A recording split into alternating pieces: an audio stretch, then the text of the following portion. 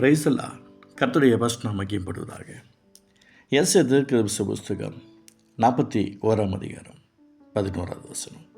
இதோ உன்மேல் எரிச்சலாக இருக்கிற யாவரும் வெட்கி இலச்சி அடைவார்கள்.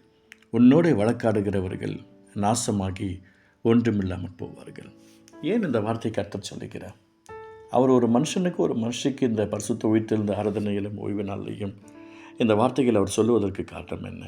எனக்கு பிரியமானவர்களே, முந்தின வசனத்தை நாம் திரும்பி பார்க்கும்போது, பயப்படாதே, நான் உன்னோடு இருக்கிறேன் என்று ஒரு வார்த்தை சொல்லிக்கிறார். அதுக்கு முன்னாடி கொஞ்சம் செக் பண்ணி பார்க்கும்போது, பூமியின் கடையாந்தத்திலிருந்து நம்மை தெரிந்து கொண்டவராக இருக்கிறார்.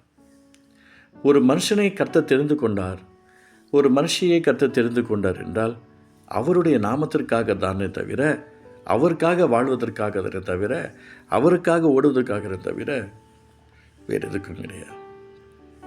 நான் உங்களுக்கு சொல்கிறேன், இயேசுவின் நாமத்தினால சிந்தனைகளும் எண்ணங்களும் மனுஷனுடைய வாழ்க்கை எப்படி வேண்டுமானாலும் தவறு செய்ய பண்ணலாம். ஆனால் ஒரு விஷயத்தை மைண்டில் வைத்துக்கொள்ளுங்க. ஏசப்பா உங்களை தெரிந்து கொண்டிருப்பார் என்றால் உங்கள் வழியை சிந்தித்து சரிப்படுத்திக் கொள்ளுங்கள். எங்கே இருக்கிறீங்க? அதாவது இங்கே வசனம் சொல்லிக்கிறது, நம்மை நாமே நிதானித்து நம்மை சரிப்படுத்தாவிட்டால் நம்முடைய வாழ்க்கையில் ரொம்ப கஷ்டம்தான். இந்த வார்த்தை மற்றவர்களுக்கு மாத்திரமல்ல, ஒவ்வொருத்தருக்கும், தனிப்பட்ட ஒவ்வொருத்தருக்கும் ஒரு எச்சரிப்பை கொடுக்கக்கூடிய ஒரு வார்த்தை தான் இருக்கிறது. இதோ உன்மேல் எரிச்சலாக இருக்கிற யாவரும் வெட்கி இலச்சி அடைவார்கள் என்று சொல்லிக்கிறார். அப்போ கர்த்தருக்குள்ளே இருக்கிற நான், ஆண்டவருக்காக ஓடுகிற நான், அவருக்காக பிரயாசப்படுகிற நான், அவருக்காக உழைக்கிற நான், அவருடைய நாமத்தை மகிமைப்படுத்தி நினைத்திருக்கிற நான், எனக்கு விரோதமாய் நான் ஆண்டோடு கூட இருக்கிறேன், அவர் என்று கூட இருக்கிறார், எனக்கு விரோதமாய் யாராவது ஏதாவது பண்ணாங்கன்னா அவர்கள் வெட்கி இலச்சி அடைவார்கள் என்று சொல்லுகிறது. அதுவும் என்னோடு வழக்காடுகிறவர்கள் ஒன்றுமில்லாமல் நாசமாகி இல்பொருளாவார்களாம். நான் உங்களுக்கு சொல்கிறேன், இதெல்லாம் கர்த்தரோடு கூட இருந்தால் மட்டும்தான். கர்த்தரோடு கூட இல்லை அப்படின்னு சொன்னால் எப்படி நடக்கும்? ஆண்டவருடைய சத்தத்துக்கும் செவி கொடுக்கலாம் எப்படி நடக்கும்? 24 மணி நேரம் இருக்கிறது. 24 மணி நேரத்தில் நம்ம தூங்குகிற நேரத்தை விட்டுட்டுங்க, வேலை செய்கிற நேரத்தை பாருங்கள், மற்றவங்களோட நேரத்தை பாருங்கள். அதிக நேரம் யாரோட டைம் ஸ்பெண்ட் பண்ணிகிட்ருக்கிறோம்? நம்மை நடத்துகிறது உலகமா இல்லை உன்னதரா? எந்த கிரியைகளோடு கூட நம்முடைய நேரங்கள் அதிகமாக இருக்கிறது? எனக்கு பிரியமானவர்களே, கொஞ்சம் நிதானித்து பாருங்கள். அநேக விஷயங்கள் நான் பார்த்துருக்கிறேன். நான் தேவனுக்காக ஓடும்போதெல்லாம் எனக்கு விரோதமாக போராடின எத்தனையோ கூட்டங்கள் எனக்கு தெரியும். ஒன்றுமில்லாமல் போன எத்தனையோ பேர் எனக்கு தெரியும்.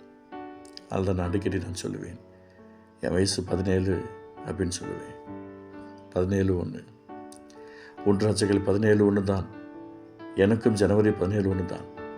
எலியா தீர்க்கதரிசி சொல்லுகிறார், கர்த்தருக்கு முன்பாக இருக்கிற ஒரு ஜீவனை கொண்டு சொல்லுகிறேன் சொல்லி, இயேசுவுக்காக எல்லாவற்றையும் தொடர்ந்து அவருடைய நாமத்திற்காக வைரக்கமன் இருக்கிற நான் சொல்லுகிறேன், கர்த்தர் என்னோடு கூட இருக்கிறதுனால், அவருக்காக நான் ஓடுகிறதுனால், அவருடைய நாமத்தை மகிமைப்படுத்த வேண்டும் என்று பிரயாசப்படுகிறதுனால், அவருடைய அன்பு பிரசனத்தை சொல்லுகிறேன். எனக்கு பிரியமானவர்களே, இயேசு அப்பாவுக்காக ஷைன் பண்ணுங்கள். உங்களுடைய சிந்தனைகள், எண்ணங்களை மாற்றிக்கொள்ளுங்க. கிருபையை விட்டுடாதீங்க. அபிஷேகத்தை இழந்துடாதீங்க. வல்லமை இழந்துடாதீங்க.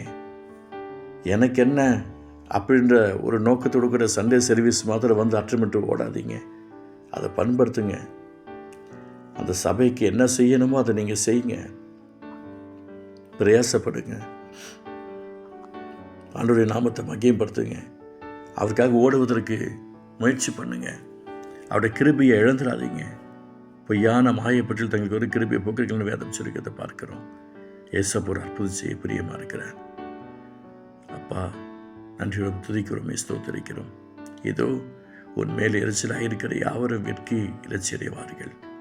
உன்னோடே வழக்காடுகிறவர்கள் நாசமாகி ஒன்றுமில்லாமல் போவார்கள் என்று சொல்லியிருக்கீங்களே.